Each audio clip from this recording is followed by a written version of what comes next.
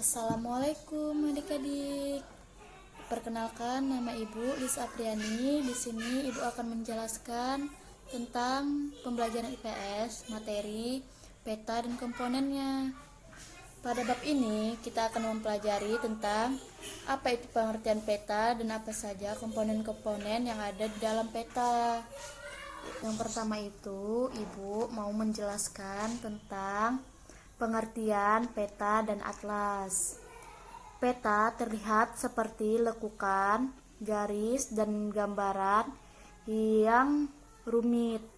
Peta itu merupakan gambaran permukaan wilayah bumi yang dibuat di atas suatu media seperti media kertas atau papan dan sebagainya, dengan bentuk yang diperkecil dengan menggunakan skala. Itulah yang dinamakan peta.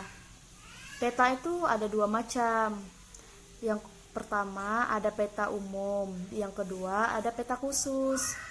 Peta umum itu adalah suatu peta yang dipakai untuk menggambarkan permukaan bumi atau gambaran yang bersifat umum pada suatu wilayah tertentu. Sedangkan pengertian dari peta khusus adalah peta yang menggambarkan keadaan khusus suatu daerah atau wilayah dengan maksud sesuai dengan keperluan. Misalnya itu untuk mengetahui jumlah, kepadatan penduduk, keadaan flora dan fauna, iklim, industri, dan lainnya. Atlas merupakan kumpulan peta yang dibuat dalam bentuk buku. Baik, yang kedua yaitu komponen peta. Dalam suatu peta terdapat petunjuk simbol-simbol dan bagian-bagian yang dimiliki sebuah peta. Bagian-bagian itu disebut dengan komponen peta. Komponen peta itu terdiri atas yang pertama itu ada judul.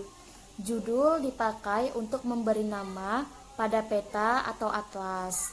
Judul pada atlas tertulis di bagian kulit depan atlas, sedangkan judul pada peta ditulis di bagian atas peta. Yang kedua, ada yang namanya komponen peta itu skala.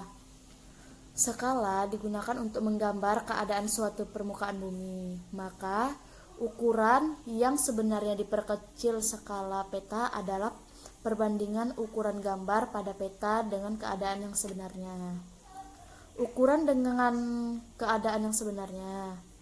Ukuran di peta biasanya dinyatakan dalam satuan cm, sedangkan ukuran yang sesungguhnya itu dinyatakan dalam satuan kilometer. Skala untuk menggambar peta ada dua macam, adik-adik. Yang pertama itu ada skala numerik, yaitu menggunakan angka. Sedangkan yang kedua itu ada namanya skala grafik. Skala grafik itu yang menggunakan gambar. Yang ketiga itu komponen peta, yaitu jaring-jaring peta. Pada peta terdapat beberapa garis, yaitu garis tepi, garis tegak, dan garis datar. Garis-garis ini disebut jaring-jaring peta. Yang keempat ada mata angin. Dalam peta biasanya digambarkan pula mata angin yang berguna untuk menunjukkan 4 arah penjuru alam, yaitu utara, selatan, timur, dan barat. Yang kelima itu ada namanya legenda peta. Keterangan tentang simbol-simbol pada peta disebut legenda peta. Simbol berarti suatu tanda yang mengandung maksud tertentu. Contohnya seperti legenda peta itu misalnya ibu kota negara, ibu kota provinsi, bentuknya seperti apa, kota madya atau ibu kota kabupaten, simbolnya itu seperti apa, jalan tol seperti apa, jalan raya seperti apa, gunung, sungai, danau, dan yang lainnya. Yang keenam itu ada namanya daftar isi. Pada atlas terdapat daftar isi yang membuat beberapa keterangan seperti judul peta beserta nomor halaman pada atlas.